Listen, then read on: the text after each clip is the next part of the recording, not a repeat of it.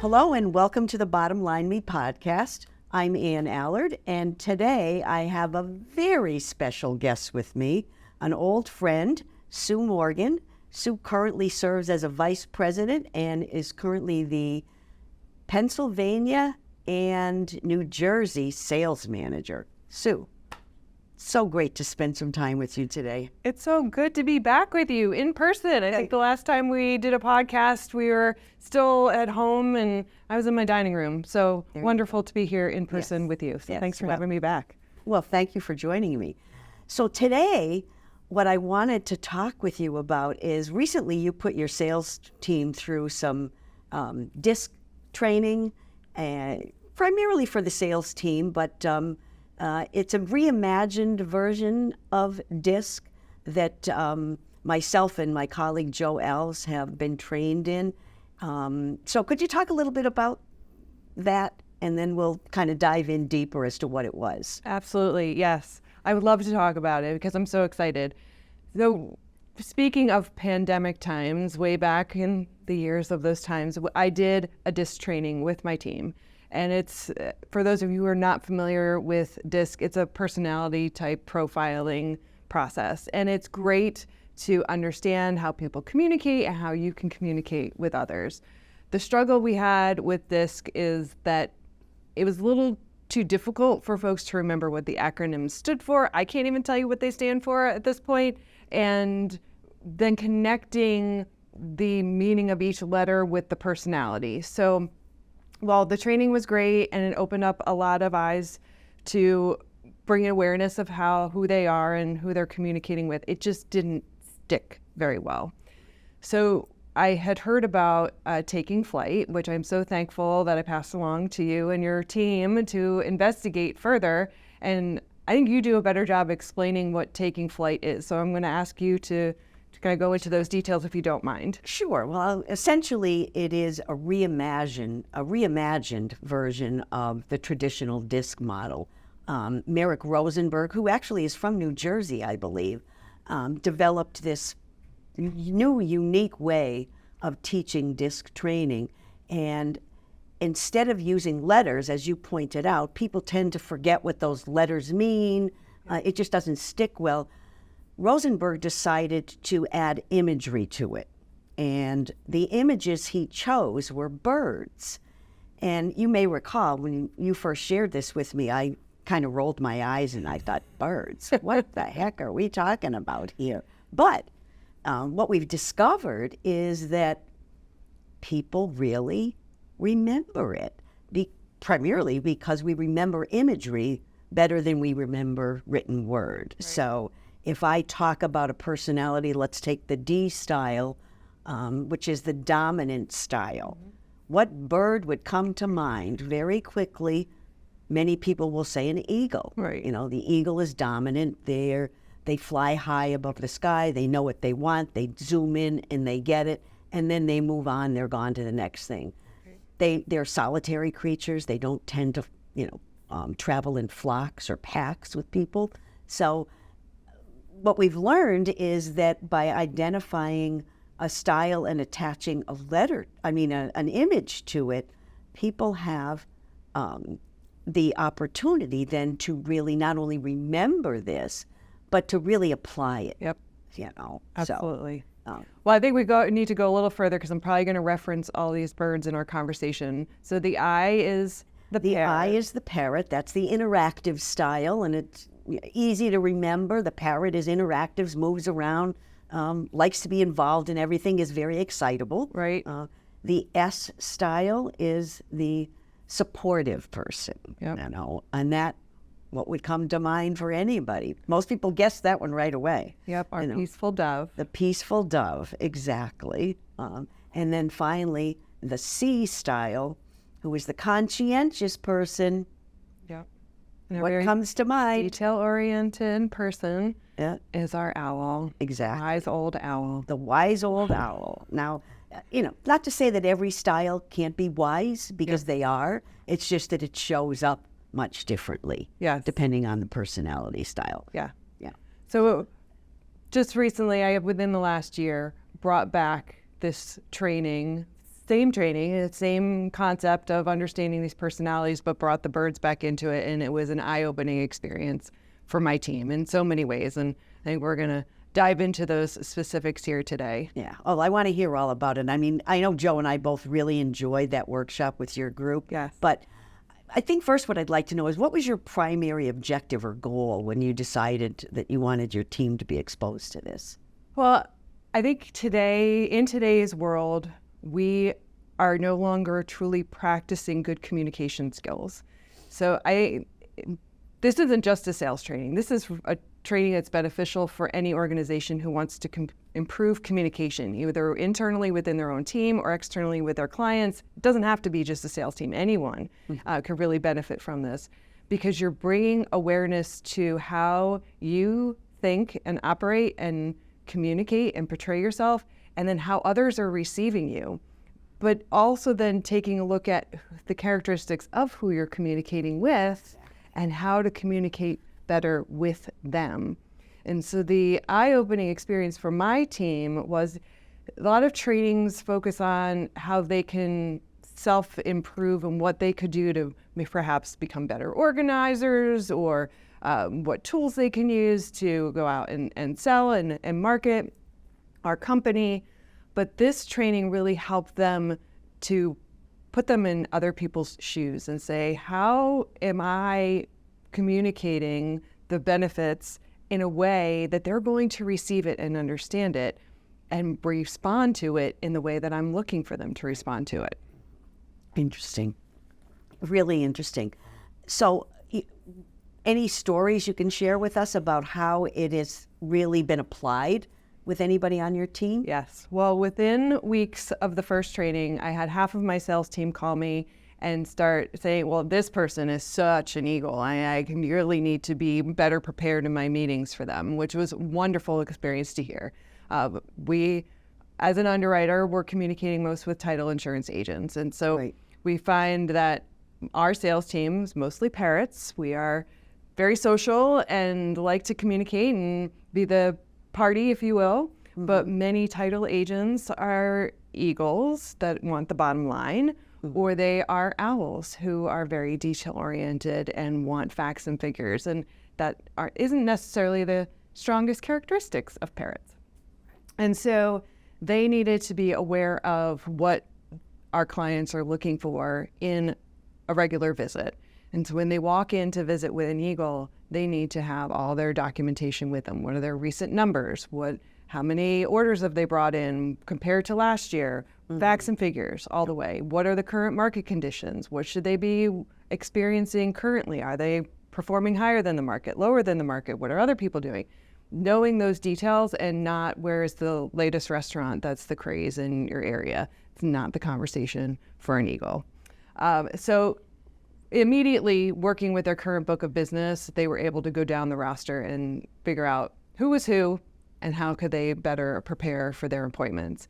And then we flipped it onto the prospecting side, which is fabulous because that's what we're supposed to be doing in sales, right? Building our business.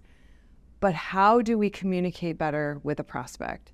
And we dove a little deeper into the personalities, and the one that we continue to struggle with is our dove, the peacekeeper of all birds.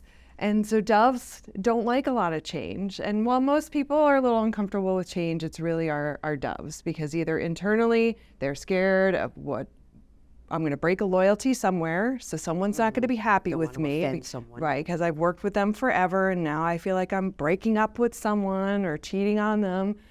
Or maybe they're okay with the change, but they know Sally in their office, she is not going to be okay with the change. And now we're going to have unhappy campers in our office. And so how do we as salespeople assure a dove that it'll be okay? This is the way that business works, and everybody will be okay. And sometimes change is really for the good. So opening up awareness has been key in this whole process. Interesting. So, it's so funny when you talk about the dove that, my personality tends to be eagle. And so when I'm communicating with someone who has a dove personality, having had the exposure to this program has really changed how I approach someone, where I want to go in and just immediately get to the business part of things, or let's get to, to the bottom line, as we like to say here.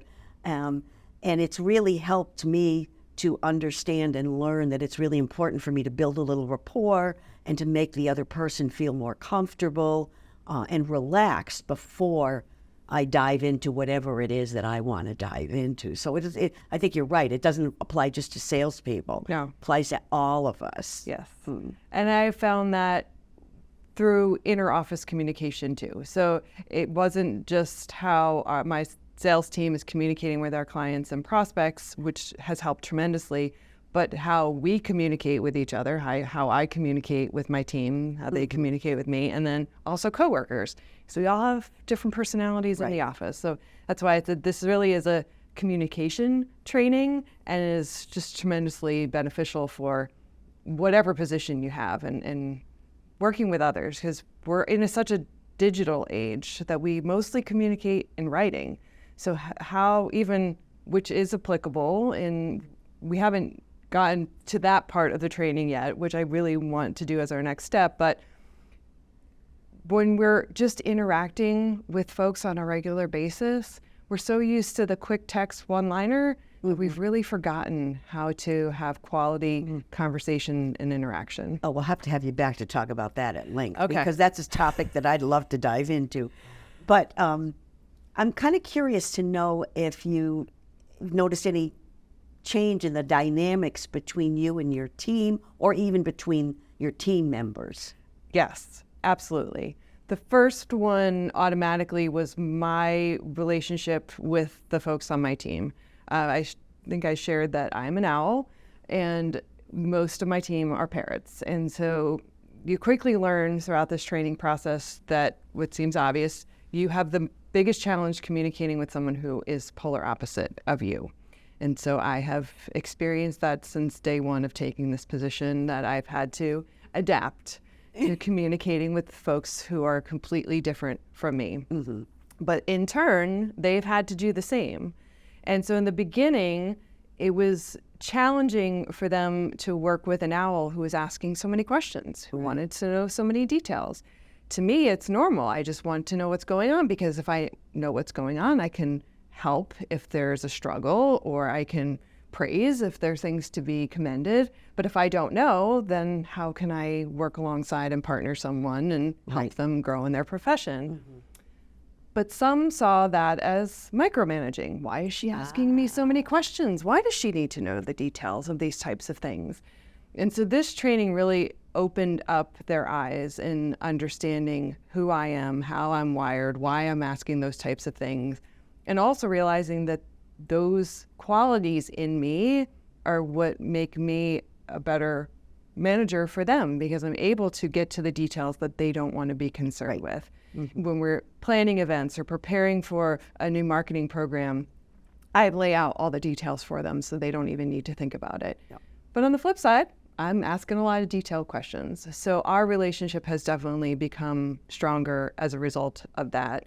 And anyone who now knows the characteristics of who they're working with, naturally your relationship becomes different and more understandable, because we all approach things differently. And there's a lot more chatter these days about, oh yeah, that dove in you certainly don't want to enter into this type of situation, which is great to see amongst the team.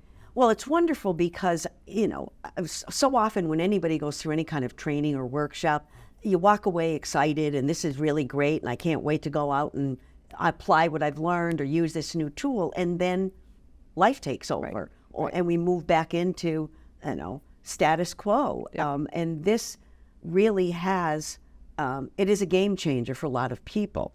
Many of the people that have gone through it tell us that you can't not know what you know about this once you know it. Right, So, right.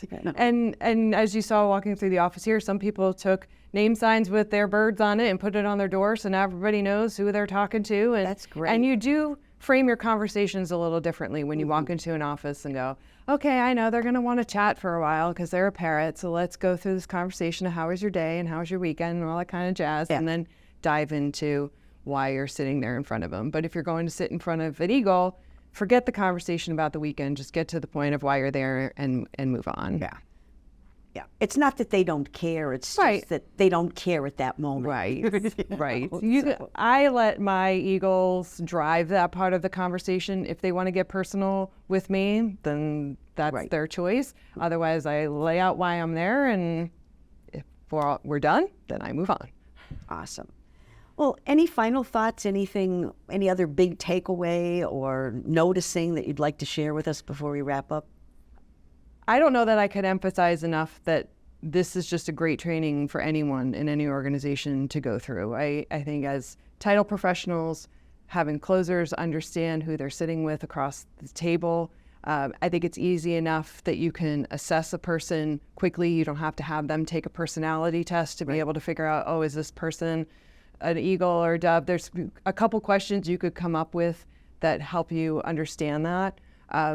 But also, what I love about this particular program is that there's so much more to do with it than one singular training. Mm-hmm. So you can have an hour or two training session, get the juices flowing, a month later, bring it back in and take it from a different approach. I mean, we started with understanding what the program is, and the next training was how do we use it in a sales platform? Right. And I think we can even move it into how do we work better with others in the office, which is always great to have, especially since we're moving back into the office from the post-pandemic standpoint.